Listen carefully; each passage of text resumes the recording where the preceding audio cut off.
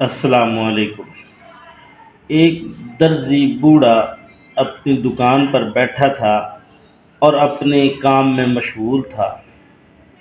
ایک اس کا چھوٹا بیٹا جو کہ ابھی ابھی اسکول سے آیا تھا اور اپنے اسکول کا رزلٹ کارڈ لے کر اپنے والد کے پاس یعنی درزی کے پاس آیا اور کہنے لگا، ابا جی آج میں نے اسکول میں فرسٹ پوزیشن حاصل کر لی ہے اور میں نے 6 کلاس جو ہے وہ پاس کر لی ہے۔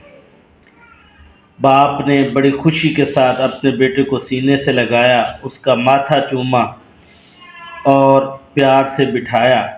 بیٹا کہنے لگا، پاپا آپ کو کیا ایک بات یاد ہے؟ باپ نے کہا، بیٹا نہیں۔ بیٹے نے کہا، ابو آپ نے مجھے کہا تھا جب آپ 6 کلاس کے امتحان پاس کر لیں گے تو آپ نے میرے پاس آنا ہے، میں آپ کو زندگی کے کچھ سلیقے سکھاؤں گا۔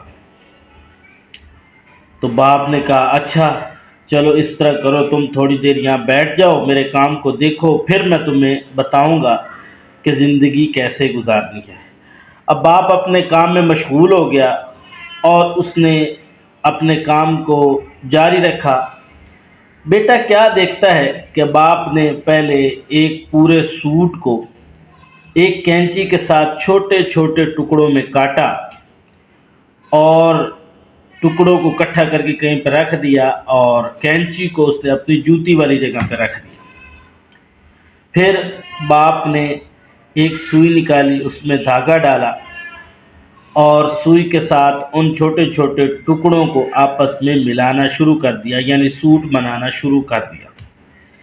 جب اس نے اپنا کام کمپلیٹ کر لیا یعنی مکمل کر لیا تو باپ نے جب اس نے کپڑے سی لیے تو اس نے سوئی کو اپنے سر پہ رکھی ٹوپی کے ساتھ لگا لیا یا پگڑی کے ساتھ لگا لیا۔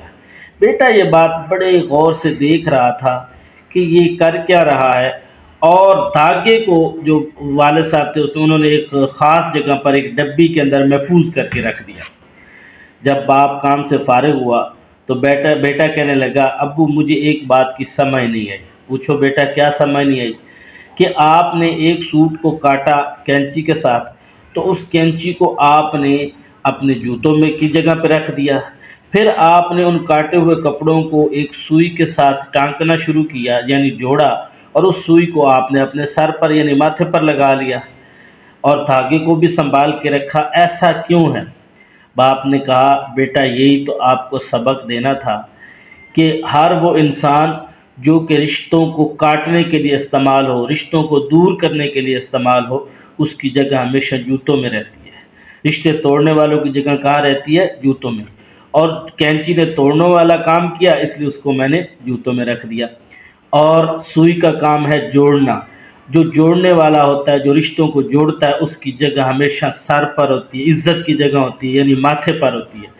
اور سوئی اکیلی یہ کام نہیں کر سکتی تھی، دھاگے نے اس کی مدد کی، اس لیے مدد کرنے والوں کی جگہ بھی خاص ہوتی ہے۔ تو لہٰذا بیٹا ہمیشہ یاد رکھنا، کاٹنے والوں میں داخل نہ ہونا، کاٹنے والوں میں نہ ہونا بلکہ جوڑنے والوں کے ساتھ ہونا، انشاءاللہ تمہاری زندگی اچھی گزر جائے گی۔